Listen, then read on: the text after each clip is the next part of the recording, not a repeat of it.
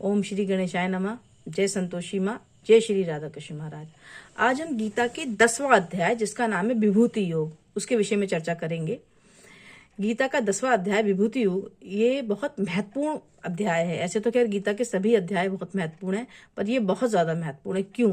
क्योंकि इसमें भगवान ने अपने रूप का, अपने महत्वपूर्ण रूप की चर्चा की है, अपने दिव्य रूप की चर्चा की है, अपनी महिमा के बारे में अर्जुन को बताया है। भगवान कहते हैं, जैसे हमने अक्सर सुना है भगवान ऐसे हैं, हमारी कल्पनाओं में भगवान होते हैं कि भगवान ऐसे हैं, भगवान वैसे हैं, भगवान कण कण में हैं। इसमें भगवान अर्जुन से कहते हैं कि मैं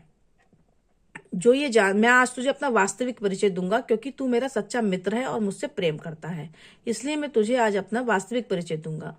मैं कण कण में हूँ, मैं सूर्य में हूँ, मैं चंद्रमा में हूँ, मैं अग्नि में हूँ, मैं वायु में हूँ, मैं आकाश में हूँ, मैं पृथ्वी में हूँ, मैं यश में हूँ, मैं अपयश में हूँ, मैं सृजन में हूँ, मैं नाश में हूँ।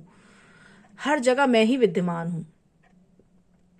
शिव जी में मैं हूँ, विष्णु जी में मैं हूँ, रहस्य में मैं हूँ, मौन में मैं हूँ, गणित में मैं हूँ, गायत्री मंत्र में मैं हूँ, कण कण में मैं निवास हूँ।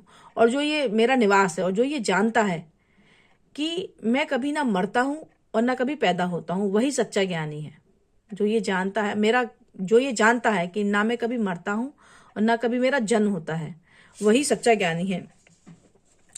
भगवान हमारे जीवन के हर पहलू में मौजूद है, हर कण में मौजूद है। सुख में, दुख में, ज्ञान में, अज्ञानता में, यश में, कीर्ति में, अपयश में, जैसा कि प्रभु ने बताया, सब में ही है। भगवान कहते हैं कि उनका अंत नहीं है, वो अनंत है, वो अपार है। और इस अध्याय में भगवान कहते हैं कि तू उतना ही जान जितना तेरे लिए जानना आवश्यक है। और ये सीख देते हैं इस अध्याय में, विभूति योग जो कि 10वां अध्याय है, उसमें प्रभु ये सीख देते हैं कि तू अपनी टाइम, महत्वपूर्ण बात जो भगवान ने हम कलयुग के प्राणी के लिए बताई है, कि तू अपना टाइम और अपनी एनर्जी वहीं लगा जहां आवश्यकता है। उसको फालतू बर्बाद मत कर। अपने टाइम को और अपनी एनर्जी को फालतू की चीजों में बर्बाद मत कर। जहां आवश्यक है टाइम और एनर्जी को लगाना, सिर्फ वहां लगा। तो यही है कि ये जो 10वां अध्याय है विभूति योग, एक तो इसमें भगवान ने अपने दिव्य स्वरूप के बारे में चर्चा की है, अर्जुन को बताया है।